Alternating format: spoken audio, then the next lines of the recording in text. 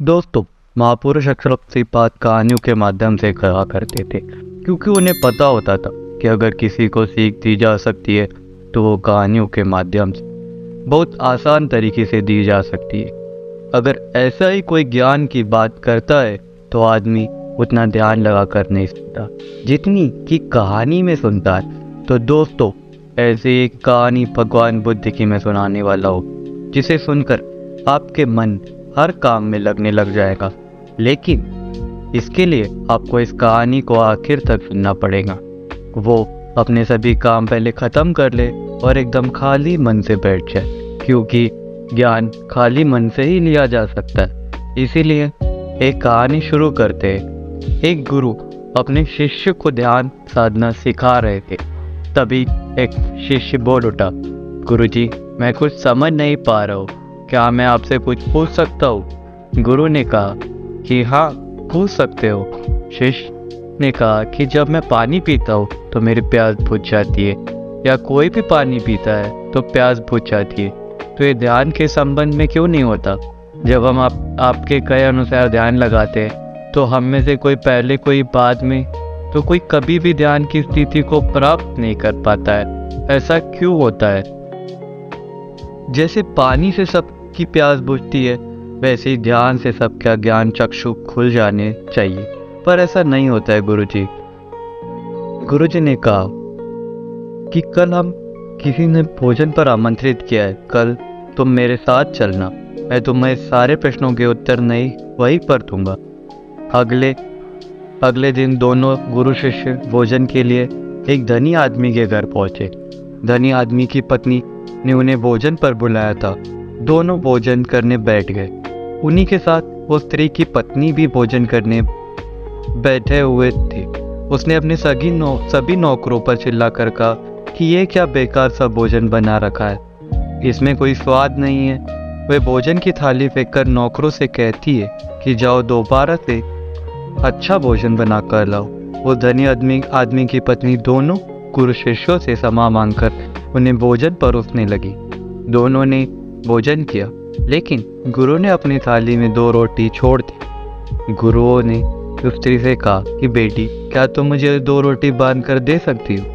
स्त्री ने उन दोनों रोटियों को बांध कर दे दिया। उसके बाद दोनों वहां से निकल गए। रास्ते में गुरु ने शिष्यों से पूछा कि तुम्हें भोजन कैसा लगा? शिष्य ने कहा, भोजन स्वादिष्ट था, मुझे तो पसंद आया, मुझे भोजन करके बहुत अच्छा लगा। गुरु ने पूछा कि इससे अधिक तो मैं और कुछ नहीं लगा? शिष्य ने कहा, इससे अच्छा और क्या लग सकता है? गुरुदेव, मेरी भूख मिट गई और मेरा पेट भर गया। गुरु ने कहा कि भोजन तो अच्छा था, फिर उस स्त्री के पति को भोजन क्यों नहीं पसंद आया? भोजन तो अच्छा बना था और भोजन तो एक ही था, तब उसे पसंद क्यों नहीं आया? शिष्य ने कहा कि आप ठीक कहते हैं गुरुदेव, मैं तो कुछ समझ ही नहीं पा रहा हूँ, आप ही कुछ बताएं। गुरु ने कहा, अभी तुम मेरे साथ आगे चलते रहो। गुरु शिष्य चलते चलते बहुत दूर निकल आए। शिष्य ने गुरु से कहा, गुरुदेव, हम हमारे आश्रम के मार्ग पर तो नहीं है, फिर हम कहाँ जा रहे हैं? गुरु ने कहा, बस चलते रहो।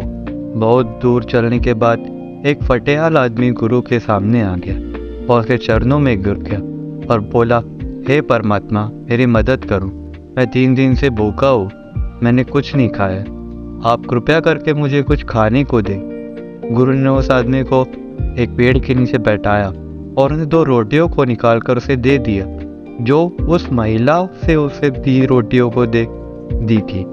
रोटियों को देखते ही उस गरीब आदमी की आंखों में चमक आ गई। उसने तुरंत उन 2 रोटियों को खा लिया। खाते समय उस आदमी की आंखों से आंसू निकल आए। वो रो रहा था और खाते जा रहा था और हाथों से इशारा कर रहा था, जैसे वह किसी अदृश्य शक्ति को कह रहा हो कि तेरा धन्यवाद। इस रोटी के खाने के बाद उसने गुरु को प्रणाम किया और धन्यवाद कहा। गुरु ने उस आदमी से पूछा कि भोजन का स्वाद कैसा था? उसने कहा, स्वाद तो कहीं था ही नहीं, केवल जीवन था। परमात्मा और ईश्वर का ये रोटियां नहीं थी, ये तो साक्षात जीवन था। यह कहकर वो आदमी वहां से चला गया। गुरु ने शिष्य से कहा, देखा, भोजन वही था, लेकिन एक आदमी को उसमें स्वाद ही नहीं आया। तो तुम्हें उस इसे स्वाद आया और तुम्हें भोजन पसंद है, लेकिन वही इस आदमी को इस भोजन में स्वाद नहीं आता, बल्कि वो इसमें ईश्वर, परमेश्वर और जीवन को देख लेता है। इसे पता चलता है कि आदमी और भोजन की तृप्ति में भी अंतर है। पहले आदमी को इससे कोई तृप्ति नहीं होती, फिर में थोड़ी तृप्ति होती है और इस आदमी को अनंत तृप्ति होती है। ऐसे ही ध्यान के संबंध में होता है। जिसको जितनी ज़्यादा प्यास होती है वो उतनी जल्दी मार्ग बना लेता है। उस शिष्य की जिज्ञासा का समाधान हो गया था। उसे उसके प्रश्नों के उत्तर मिल गए, लेकिन हमें अपने प्रश्नों का उत्तर नहीं मिला। प्रश्न था कि मन क्यों नहीं लगता। जो लग जाए वो मन नहीं है, मन का स्वभाव ही है भागना। जब हमारे पास कोई चीज़ अत्यधिक होती है तो हम उसे भगाने लगते हैं।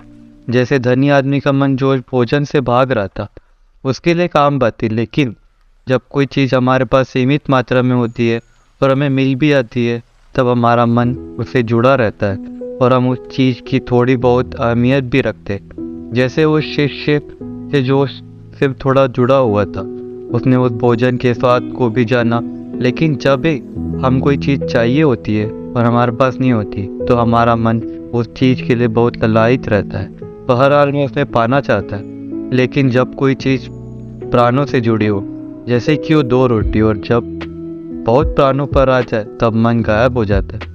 तब आप स्वाद नहीं देखते, भोजन का प्रकार नहीं देखते, तब आपको सिर्फ भोजन चाहिए होता है। तब आप एकाग्र हो जाते हैं भोजन के लिए। जो मिले उसी में आपको आनंद आता है, स्वाद हो या नो। आँखों के प्राण अंतर तक उसे स्वीकार कर लेते। और ये तब होता है जब मन नहीं होता है। हम हमारे मन को लगाने की बहुत कोशिश करते हैं। कुछ पढ़ाई में लगाने की कोशिश करते हैं, तो कुछ अपने काम में लगाने की कोशिश करते हैं। लेकिन आपने देखा होगा कि मन कहीं नहीं लगता, और ये लग भी नहीं सकता क्योंकि इसका काम किसी चीज़ में लगना ही नहीं, बल्कि इसका काम है आपको भगाना। इधर से उधर एक चीज़ आपको मिली तो दूसरे चीज़ पर ले जाना, दूसरी चीज़ मिली तो तीसरे पर ले जाना। मन संतुष्टि को जानता ही नहीं है, ये केवल जान पाता है पाने के बाद भूल जाना जानता है। जो मिल गया उसे छोड़ देने की आदत होती है, जो छूट गया उसे फिर से पा लेने की आदत मन की होती है।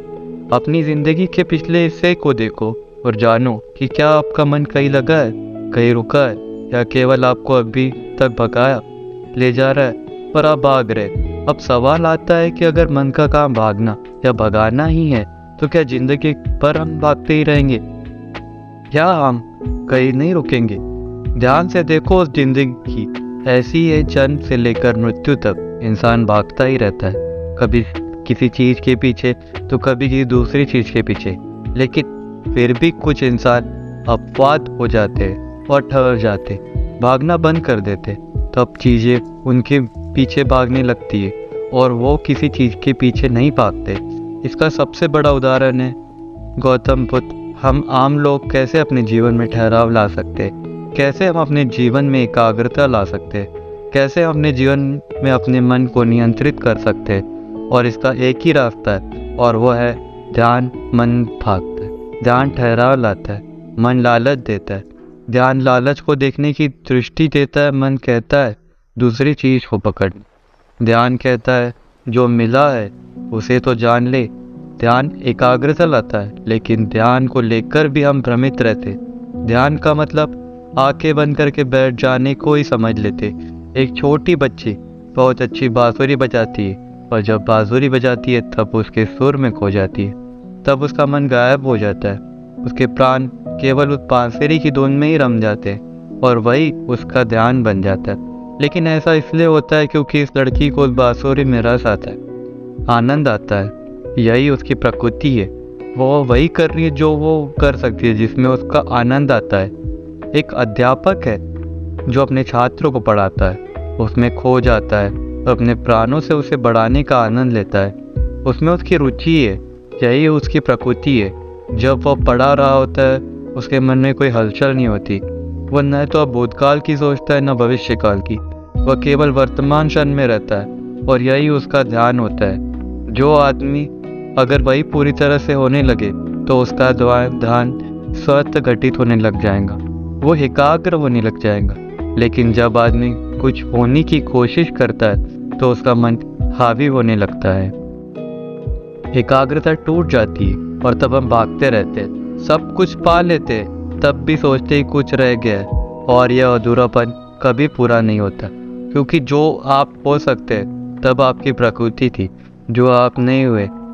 बाकी सब कुछ हो गया, ऐसे ही आप हमेशा अधूरे रह जाते, तब मन कहीं नहीं लगता।